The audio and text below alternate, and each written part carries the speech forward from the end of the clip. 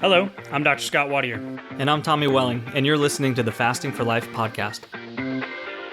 This podcast is about using fasting as a tool to regain your health, achieve ultimate wellness, and live the life you truly deserve.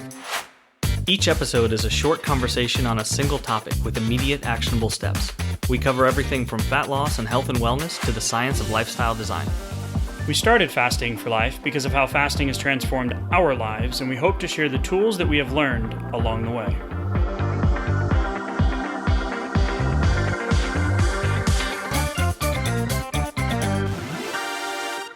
Hey everyone, welcome to the Fasting for Life podcast. My name is Dr. Scott Watier, and I'm here, as always, with my good friend and colleague, Tommy Welling. Good afternoon to you, sir. Hey, Scott, how are you? Doing fantastic, my friend. Excited for today's conversation, stemming from a couple of social media posts on Instagram of follows that I enjoy. We are going to once and for all take on the who wins, the calorie in, calorie out model, the AK eat less, move more, versus the carb-insulin model of obesity, which means it's your insulin and your hormones. Mm-hmm. And we're going to bury the lead for just a minute and dangle the carrot, but we're going to break it down in a fasting for life adaptation. It's going to be a fun conversation talking about why diets fail and the actual physiology of how you lose fat, but most importantly, how you apply that to your fasting lifestyle to lose the weight, regain the energy, prevent disease, reverse disease, whatever it is that you're trying to do with your fasting efforts to improve your day-to-day and get the results of long-term weight loss and health that you truly deserve. So if you are new to the podcast, welcome in. It's going to be a fun one. You want to know more about why we do what we do week in and week out, head back to episode 0, episode 1, give it a listen, give you some insight into our mindsets, Tommy's transformation, my transformation, why we have the challenges, the coaching, the resources on the website, and why we do an episode week in and week out, because we are on this Fasting for Life journey with you. Also, shout out to the OGs, the Fasting for Lifers. Thank you so much for continuing to be on this journey with us. And just excited about today's conversation, Tommy. Yeah, me too, because this is one of those ones where it can also be the reason why you haven't tried fasting before, or like if you think back to pre-fasting, before you ever started a fasting timer, or even thought about, hey, maybe I should just restrict the timing. Maybe a chronic dieter. Yeah, you might have a history, and you might have a history with counting calories or counting macros, or maybe not. But either way, just the idea that calories in, calories out kind of encapsulates all that you need to know and understand and then control and leverage in order to get a hold of what's going on the scale, lose some fat that you'd like to lose. Even just that oversimplification can be the reason why it didn't feel justifiable to change your eating windows or to like look at time as an actual factor, because if a calorie is just a calorie, then why should the timing matter? Why should compartmentalizing or putting any sort of structure behind a time restriction of my eating or my nutrition, why should that matter? It shouldn't matter. So then that can be a reason that actually keeps you feeling stuck and you keep going back to the same method, even though it may not be working very well or may be working less well over time. And then ultimately, you might need a high level of frustration or some other sort of aha moment that kind of brings you over the edge to actually go, you know what, let me just try this intermittent fasting thing, even though it probably won't work because I'm already counting calories, right? So I promised we weren't going to bury the lead. So calories in, calories out versus hormones. The debate's finally over. Here's who won. Neither or both.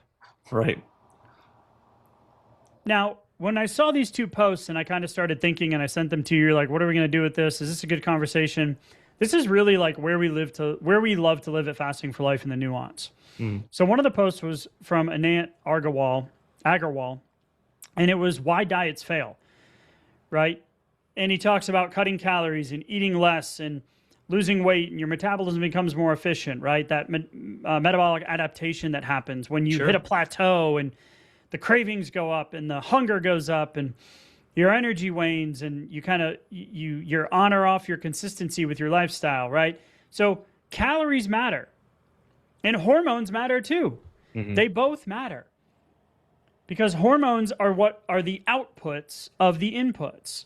So insulin sensitivity, protein intake, muscle mass, sleep, stress, right? So when we were looking at this, I'm like, yeah, this is the crux of the issue, is it's not a one size fits all. And you and I have decades of experience in this failing forward type, losing the weight, getting the weight off, until we consistently adapted a fasting lifestyle, right? Because calories in, calories out is an easy way of saying when you take in more energy than you burn, you gain weight. When you take in less energy than you burn, you lose weight. Right. But if it was that simple, then why do the results not show? Mm-hmm. Is it just because we're all non-compliant, craving-filled beings? Lying about what we're doing? Right. And the answer is no. So it's interesting that in that post about the calories in, calories out is not the whole truth, you will see an entire online, rock fight of people going back and forth about who's right and who's wrong. And the answer is both. Yeah. Right? So you'll see the posts saying like, no, it's only math, or no, you're not tracking properly, or oh, you're not moving enough. You're giving up personal responsibility. Yeah, there's no personal responsibility if you're going to blame something else, right? And there's some legitimacy to all of those arguments on both sides of the aisle. Mm-hmm. So I love this conversation because most importantly from us, we want you to find something that's sustainable and that keeps you motivated, not all of the time, but most of the time, and that you're seeing the results that you want. I think that a good way to look at it is when it's talked about as far as calories in, calories out, it's looked at it as a very, very simple chemistry equation. Yeah, math very equation. simple. Yeah, very simple chemistry experiment to within a highly controlled set of variables. But what's missing is just the rest of the equation. So calories in, calories out, thermodynamically is correct, but what about the time aspect of it? So what controls the timing of the burning of those calories? What also controls the buckets? Like if a calorie is stored within the body, where's it going? What sort of cellular process, what sort of tissue is it building? Is it building out the fat stores, or is it building out your musculoskeletal system? Or is it going to increase bone density? Or is it going somewhere else for repair purposes? Based on the immune response. So there's or some other sort of trauma within the body. So there are other decisions to be made biochemically within the body that have to account for some of the variation. But then you also have the speed of the processes. And so where some of those decisions are made are actually in the proportion of the different macronutrient groups. So carbohydrates versus fat versus protein. Because you could take one meal and you can vary the proportions of protein, fats, and carbohydrates, and then that will, in and of itself, that will completely change the equation. It will change the equation. So you don't even have to put it within a different body. You can just take different foods or just change the proportion of the same foods, and you can have a different outcome, even in a highly controlled environment. So that's where the hey, it's as simple as calories in, calories out. It already starts to break down, as that's not taking into account most of the picture. It's thermodynamically correct. So many missing pieces from that oversimplification zone. And here's the central idea of the conversation today is that fat loss is a hormonal process, not just eat less and move more. Mm-hmm. Fasting is one of the best tools that we found to fix the hormonal environment so that the calorie equation can work better for you. So why we see fasting, right? Why it stacks the deck in your favor from a calorie standpoint and from a hormonal standpoint, right? So if counting calories and 1,200 calorie plans, and I don't believe that all of us need to hire a nutritionist, right, to be able to lose weight. Like, I don't think that's a requirement, or a coach, right? Yes, we all need coaching at certain points in our life. Our coaching, and that's kind of ironic for us to say because we have a coaching program, and we have challenges and all these different things. But it's designed to give you the tools for then you to go transition into an intuitive eating fasting machine, right, that can reach maintenance and maintain that and become the 5% that loses the weight and increases their metabolic health long term, and not fall back into that 95% of people that gain the weight back and end up having to restart, right? So, when we're looking at this, the equation component, and then I want to talk a little bit about the actual physiology of fat loss, because it's not a light switch, right? It's not like decrease calories, because that time component that you mentioned, On the left side of the factors that influence energy balance, we've got appetite, right? So you've got your hunger hormones that regulate your appetite and satiety, and then that's linked to low levels of inflammation and HSCRP and how it binds to leptin and all these different things. You've got your food consumed, so you've got the obesogenic food environment, the convenient ultra-refined processed foods, the palatability, the hedonic food scale. Then you've got the calories absorbed from the macronutrient intake, right, on your health status and energy status and where you're at. And then you've got the psychological factors, sleep, and stress. I put those together into sleep and stress and mindset and self-esteem and perceived, confidence levels. And then on the outside of the calorie in, calorie out model, you have the energy burned at rest. So where's your BMR? What's your body doing as a baseline energy burn, as a furnace burning that energy throughout the day? And then you've got the one that the calorie in, calorie eat less, move more puts a lot of stock into, which is the energy burn through exercise, right? So it's move more, increase your steps, right? And then you'll make the equation stem in your favor. Well, the problem is that category is such a small percentage of your daily caloric burn. So we want to focus more on the other bigger lever that you can pull, which is the non-exercise activity thermogenesis. So this is your daily movement patterns. We're sitting more than ever before. We're more sedentary than ever before. And then the last component of that energy out intake is the energy burned by the metabolization of your food. So prioritizing protein is going to increase your burn rate compared to carbohydrates and fat. Yep. So there's this, like if you think of those balance scales that you see like on Law and Order, right? I think they have those old balance scales, right? Yeah. We have all of those things, so if you're looking at this from a broader perspective, and it's both. Calories matter, but also your sleep and stress and your hormonal state matter. The output side of it matters as well. And I think something that's missing is in this, we like to say fat loss versus weight loss. And if anyone that's gone low carb or started being consistent with their intermittent fasting efforts, you're going to see that scale move quickly or see big deltas on a day-to-day basis based on your glycogen and your hydration and the whoosh, right? When the scale finally rewards you. Yeah, it can accelerate that water weight change. Yeah, but fat loss isn't a single step.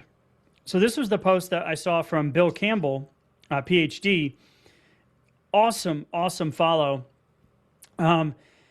Do we actually really understand what happens to our fat, and that there's a time component and some of the lab changes that you'll see when you start fasting and losing some weight? So there's the fat cell, right? The adipocyte, right? Basically, it's a triglyceride. This is what fills up 95% of our fat cells, and it's what we need to remove and burn for fat loss. But we don't actually lose them. We don't remove them. They just shrink. Right? So imagine you got a kid's birthday party and you've got a big thing of helium-filled balloons. Right? On day one, they're big, they're 10-inch balloons, they're full, they're floating. And then picture, after you've lost some weight, after you've had them in the house for a few days, they start to shrink. The number of balloons didn't go away unless your dog or kid popped them, right? Yeah. You still have the same number of balloons, but they've gotten smaller. So we don't reduce the actual number of our fat cells. We shrink them. So when they get smaller, we lose body fat. So what happens to the triglycerides? Well, gets a little technical, but oxygenation, we lose most of our fat through a two-step process of lipolysis, which is the breakdown of that triglyceride or that fatty acid, and then it gets oxidized, and we actually breathe it out. So we lose fat through our breath. It's really cool. That's why the Lumen device has been, trotted out by a lot of the influencers out there. You'll see Lumen, knowing where you are in terms of this process. So we release the fatty acid from the fat cell, so it enters the bloodstream so we can burn it as energy. That's the lipolysis, right? And then it breaks it down through a series of enzymatic processes, and then we breathe it out. Well, once you get that energy in the bloodstream and it's floating around, what's going to control taking that energy from the bloodstream into the cells to be used? Enter insulin. It's the hormones. So how do we set this up in a way that is sustainable for us as a fasting lifestyle, fasting adaptation enthusiasts? How do we get there? Because insulin is the gatekeeper. It regulates blood sugar, signals cells to store or burn fuel. And it really decides whether or not you're going to tap in, shrink those balloons or those fat cells or not. So when insulin is off, you get energy crashes, cravings, your weight is stuck, especially if you've been on with your math equation, right? You've been tracking your calories, snacking, sugary coffee, late night eating, because you're less insulin sensitive at night, up to 30%. So insulin is like the lock on your fat cells, where fasting then gives you the hours where insulin comes down. Yeah. And the lock, insulin opens that lock and you can tap into those fat stores, right? Yeah. I like to think about insulin as the gatekeeper to your fat stores. And it's not that insulin is bad. It's just that. Yeah, thank God we have it. Yeah, we would die without it. Any type 1 diabetics out there know that it is actually essential for life, right? Of course. And so as we trigger more and more insulin required over time because of potentially lifestyle issues, potentially genetic factors, lack of movement, sedentary living, absolutely, food choices, all that. As we do that, we can become more insulin resistant, where basically the cells become a bit more numb, and then over time it could be a lot more numb to the signal. And so then they're not responding to the same concentration of insulin the same way. So it's taking more and more greater amounts of insulin being secreted by the pancreas due to any given nutrition opportunity, especially as it gets more into the higher carbohydrate, and then more processed carbohydrates hit that even worse, as far as the insulinogenic nature of whatever food that you're actually eating. And then you become calorie rich, but then very insulin rich at the same time. So then your body is shifted more towards calorie storage, fat storage, and that's okay because, well, in theory, calories in, calories out, you should be able to get those back out with just a small calorie deficit. But if insulin is still high, you just end up in a low calorie, high insulin environment. And that's where things get really tricky. And as far as metabolic adaptation, you essentially have calories everywhere, but then your cells can't actually tap into those calories. And so that's a real problem, because then biochemically you start shifting in other directions towards more of, hey, there's no calories around because they're not accessible to the biochemistry that's going on. And to hit on one other thing that you mentioned, Scott, I really like that you pointed out, like the balloons from the birthday party, your adipocytes, because as we actually gain weight and as we're in more and more fat storage mode over time, not only do those balloons inflate, but our body can basically create more of those balloons, more adipocytes. So you have both fat cell hypertrophy, which is the growing of those fat cells, and then you have fat cell hyperplasia, which is the multiplication of those fat cells.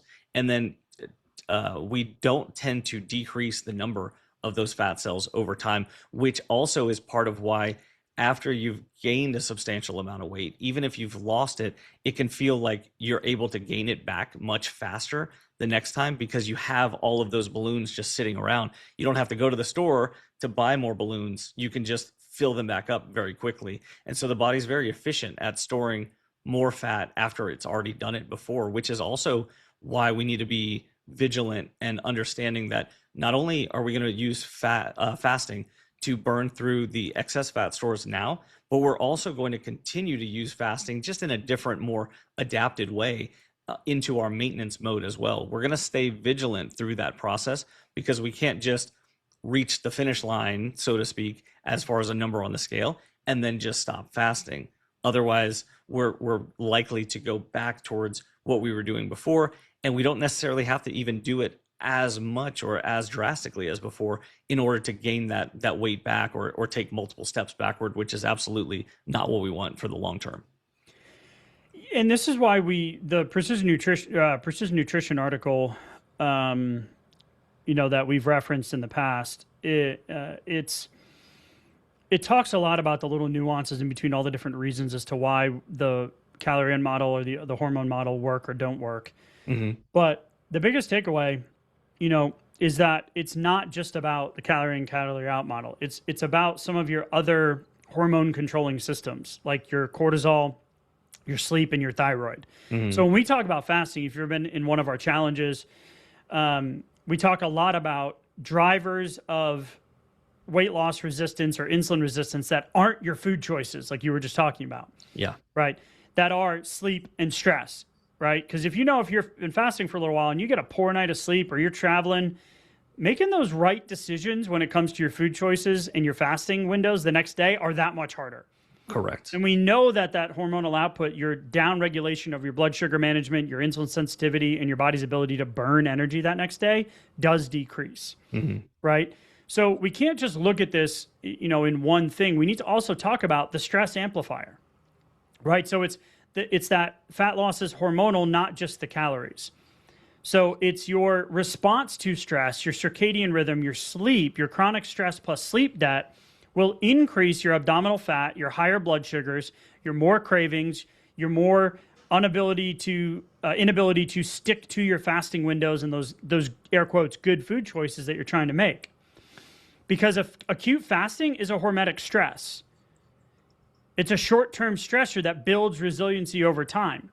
But if you're in a high-stress, low-sleep, over-caffeinated person, fasting is going to be difficult and it can potentially backfire for you. True. So you need to have consistent sleep and stress management, which is part of what we have inside of our challenges and our coaching and resources, because we found personally that's something that was one of the missing pieces in the calorie in, calorie out model for us. Yeah. Oftentimes we need to be working on those other, like, I wouldn't almost call them like secondary factors, but really they're not. They're not secondary factors. They're just secondary usually in order of importance for what we think about. We think about the calories in, calories out. We think about our fasting time, and these things are obviously very, very important. But the other things can be just as important, but oftentimes not talked about or in the right way, not standardized. Because just for example, on your sleep, one night of getting 6.5 hours or less of sleep, all of a sudden you're 20 to 30% more insulin resistant that following day. So what does that mean? That means already the calories in, calories out model is changed for the next 24 hours. Until you hit that next sleep cycle, you won't be able to reset that.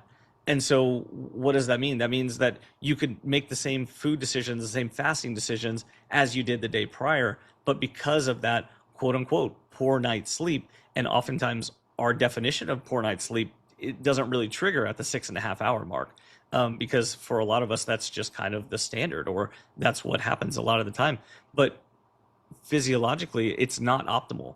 It means that your body's not behaving the same way under the same type of conditions.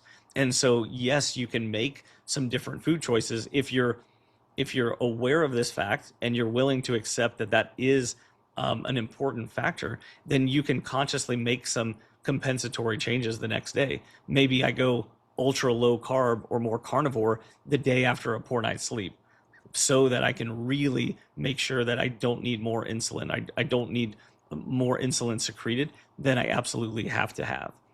Or maybe I work on an earlier nutrition window that following day, instead of just trying to like rip the Band-Aid off with a burn day after a really poor night's sleep, because I know my likelihood for success is that much higher without trying to just do it all at once. And if I do it that way, then if I take 1 or 2 days with an earlier nutrition window after a really bad night's sleep, then I should be able to effectively do a burn day, maybe on day 2 or day 3, rather than an unlikely to succeed burn day attempt right after that really poor night's sleep. And so if I extrapolate those results over the long term, then one way I might be missing a lot of opportunities, and the other way I'm a little less aggressive on the approach, but with a much more higher likelihood for success over the long term. Does that make sense? Yeah, it does. And that's where we started the conversation, like, which one wins? Well, both. And why does it really matter? It doesn't. What matters is how you're feeling on a day-to-day and how consistent you can be, right? Mm-hmm. So the second thing that comes into equation, the big kind of pillar here that we need to talk about is your truly your metabolic like thermostat, your thyroid. That's what's going to set your metabolic rate, your temperature regulation, your energy usage. So what happens with, chronic caloric restriction, yo-yo dieting. This is why we don't recommend long extended fast over and over and over again, because that's going to downshift your output and your sensitivity, right? So normal labs don't always mean optimal function, right? So if you've got cold hands or feet, rapid hair shedding, fatigue, brain fog, like that's meaning that there's something underlying there where your body's energy balance equation isn't working for you, right? So this is why we talk about making sure that we're prioritizing protein, that we're making sure we're coming out of ketosis, especially as women, childbearing years, perimenopause, menopause, making sure that you're getting out of ketosis and getting quality full nutrition days in, and not just stacking long extended fast, which is the only thing that's going to move the needle. Now, in the short term, it's not going to do any damage, right, to your thyroid or your energy balance equation, but it's not a sustainable way. And if you get stuck in that pattern of, overeating, overfeeding on the weekends, and then just doing longer fasts, you're not really moving the needle. We want that consistent, foundational fasting efforts, where we truly believe that no one in the obese world that we live in, 75% of the population is overweight or obese. Here in the States, that we don't really need to be eating 3 meals a day plus snacks. If you've got two main protein-paced meals in an 8-hour window, and you're getting in quality sleep and managing that stress response, then you're going to see fasting really stack the deck in your favor and move that needle for you. Yeah, and it can also get you a long way towards where you want to go as far as fat loss goes as well, depending on exactly what your goals are there. Now, in plenty of instances, like for you and me, we needed a bit more fasting. But we did also see some results even, at the earlier stages with some of those like 16-8 type of windows. So, getting those right doesn't necessarily mean that you're changing all of your food choices, doesn't necessarily mean that you're getting a very different number of calories. Even if we go back through the literature that we review on many podcast episodes, what we end up seeing is a natural inclination for time-restricted eating to result in a modest decrease in the overall number of calories eaten without actually having to track those calories. And so there's a great benefit of simplifying the equation without being like overly or more vigilant with calorie counting or macro counting than you would see in a typical calorie in, calorie out type of therapy. And you're seeing a natural inclination towards reducing those calories, but not reducing the satisfaction from the foods. And so you're naturally getting in a few less calories only because you're not focused on eating outside of that predetermined window.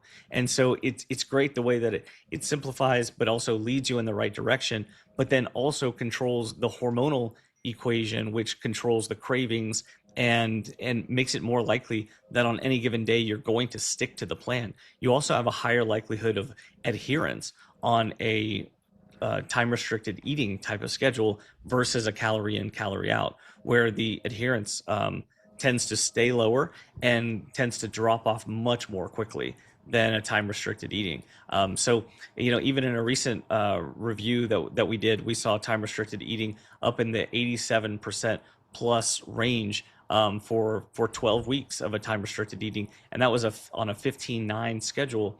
And what I thought was really cool was that in that experimental group, it started off that compliance was on average 5 days a week. And then in a matter of weeks, it actually rose up to 6 days per week. So Scott, you just mentioned like what happens on the weekend, because the weekend really it doesn't feel like that much because it's only 2 out of 7 days, but really it can start on Friday. Sometimes it can even start on Thursday. You can be getting into the 40 to 50% range of the actual week, especially if you take into account recovering from those weekend insulin spikes or those weekend opportunities on Monday. Sometimes it feels like we're still off track on Monday. So point being that if we can still just implement our foundational fasting on the weekend, we don't have to be overly restrictive with it, but we also don't necessarily have to just be full bore on the fat loss train on the weekend in order to get this right over time. We can just tread water on the weekend, insulin wise, and then we can really, get in some of those flame days, some of those, additional burning time during the week. That's going to be a great long-term success strategy right there. So if we're talking about this like big picture, how do we kind of break this down into coaching our challenges, or how we want you guys to implement this? Is really looking at, kind of overview of like three phases. Is like we need to first lower insulin and get access to the stored fat, right? That's on the hormonal side of things. You're automatically going to put yourself in a calorie deficit with fasting. We've done tons of studies on that. You mentioned some earlier, that you automatically inherently just reduce your caloric intake. Then you're going to really want to look at like phase two, like what's the repair that stress sleep response. And I forgot to mention earlier, is one of the things we talk about on that Monday of day 6 of the challenges, is that exercise, the type of exercise and when, because exercise is a hormetic stress as well. It can be positive, but it can also be negative, just like fasting. But if your sleep's in check and you're managing those day-to-day stressors well, then you're going to be set up for phase one, which is lowering that insulin and tapping into those fat stores to become much more efficient. Right? And then phase 3 is the thyroid hormonal component, that long-term metabolism. So we want nutrient density, we want resistance training, we want intelligent, customized fasting strategies on what your fast should be day over day, week over week, which is why it's hard for us to answer the age-old question, what's the best fasting schedule? Well, the one that you can stick to and feel good with. Right? So it's really like a mini framework. Right? So the reality is, if you've never fasted, you snack all day, you're kind of stuck. That's the insulin chaos starting point. If you feel like crazy, if you fast like crazy and you kind of feel wrecked all the time, you wake up hungry and exhausted often, you probably have a stress and sleep issue, not necessarily a willpower issue. So the action plan off of today's episode, Tommy, would really be is like how do you identify the hormonal issue, the main hormonal issue for you? Is it more insulin? So constant hunger, carb cravings, afternoon crashes, central weight gain. Is it more cortisol and stress related? Exercise, sleep, life stress. Are you wired and tired, poor sleep, anxious? You've got the stubborn belly fat? Or is it more hormonal, thyroid, sluggish, cold, hair changes, weight gain when you're doing the same old things that you used to be doing on your usual plan? And then come up with a fasting strategy. So what's my fasting window going to look like? For insulin, it's going to be a minimum foundational fasting, 16-8. No snacks. Cut late night eating first. Move your eating window earlier in the day. If you're more in that cortisol, wired, tired, poor sleep, anxious bucket, you want to keep your fasting window shorter. Focus more on the sleep, prioritizing your sleep, consistent wake up, and bedtimes, right? And then possibly a shift away from, what was her name on the Huberman podcast? Molly Sims or Mindy Pels, talking about hanging up the running shoes and getting away from the high intensity boot camp type workouts and moving more into resistance training. That's going to be great to optimize that hormonal output. And then if you've got the hormone issue, the thyroid bucket, you're going to want to be doing more alternate day fasting or flexible fasting with really strong protein targets and resistance training. And then you're just going to track a metric for 30 days. Is it going to be the scale? Is it going to be your waist circumference? Is it going to be a pair of jeans that you put on and you're like, no, not yet. Or maybe I'll just keep these for a little bit while longer. How about your energy? Do you wake up hungry, tired? When do you see those energy swings throughout the day? And then how are your cravings been? How's your energy levels been? How's your mindset been? And really focusing some of those non-scale wins, depending on which one of those buckets that you fit into. Yeah, and I'm going to double down on the sleep bucket, because I know for me and you personally, that was such a big issue. That was one where I knew sleep was important, but I would always default to the calories have to be much more important than the sleep. But if you just think back to going an hour and a half with suboptimal sleep, like 6.5 hours or less in a night, and thinking my body will be 20, 25, 30% less efficient the next day. I mean, what does that mean? It means on a 2,000 calorie diet, for example, it could be the difference between burning an extra 500 or 600 calories potentially, or storing them away. And if you take that and extrapolate that over a week, that would be over a pound of fat in a week. And then extrapolate that over the months and the years, you're talking about chronic sleep deprivation, quote unquote, which is what I just described, means that my calories in, calories out equation is already broken. My expectations are my reality is not going to be my expectations. And then when your expectations don't match your reality, guess what you do? oh yeah, you stop, you quit, you throw in the towel. I'm raising both hands and feet, right? Like, Right. yeah, that's been me so many times. Absolutely. So if you think that might be you or that resonates with you at all, then you can start there without going overly aggressive with your fasting or with a change to what you're doing fasting wise. Just just draw a line in the sand for cutting that nutrition opportunity off in the evening time so you can protect the sleep and just focus on nothing else but getting better quality sleep. Try it for a few days, try it for a week, see how the scale responds without making any other changes to your fasting schedule or your eating choices.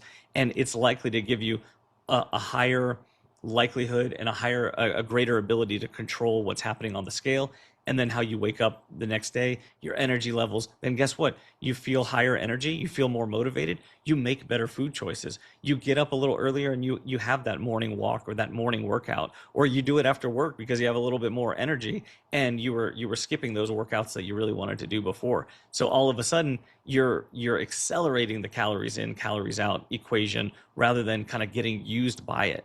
And so that's where the hormones and the lifestyle and what we can control really can accelerate the process or really just slam it to a halt, right?